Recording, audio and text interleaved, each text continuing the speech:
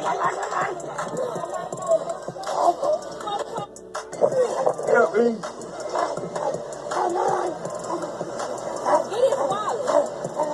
I ain't gonna tell. I don't want to say none of that. Alright, the reason why I wanted to post that video is because a lot of people are trying to take the high road, and a lot of people don't want to post it out of respect for ESG. And I want you guys to understand that I'm a huge fan of ESG. For the past year, I've been binge watching a lot of his interviews, and I've been following his comedy career, and I've been supporting him for a very long time. He's one of my favorite rappers from the Screwed Up Clique. I love seeing his interviews. I think he's an amazing person. He's a funny person, and the only reason I wanted to show that video is to show PCP is making a comeback. PCP was a drug that was popular in the 80s and 90s, but in the 2020s, it's making a comeback in a lot of places. California, Texas, DC. And ESG actually did an interview on a local news station to explain the situation, and I think he handled it well. I'm going to play some of that. Yeah, but, you know, I was super successful musically, but, you know, there was a lot of things going on, man. Lost my dad, just lost my mother. It's, you know, just a lot of shit, you know what I'm saying? So, and which is no excuse, but unfortunately, that just happened to be one day, man, and I never would, like, smoke more than one of them. And we, you know, there was we wound up smoking like 3 of them. And I never even knew that happened, you know what I'm saying? Like, you know, I'm just thinking of something else, just sitting there. And when I snap back too, I'm still sitting there. So, you know, I never knew that I never knew I fell out of none of that, you know.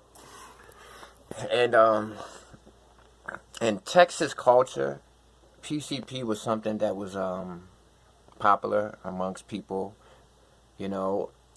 You know, you think of Texas, you think about lean and stuff like that, but PCP is also a major drug in Texas. And like I said, man, ESG, you're doing it. You did a good job explaining the situation. The best way to handle a situation like this is to get in front of it. Yes, it's very embarrassing. You're ashamed of it, but at the end of the day, your fans are supportive. When you look at the comment section, the fans are saying, "Hey, ESG, man, we still love you, man."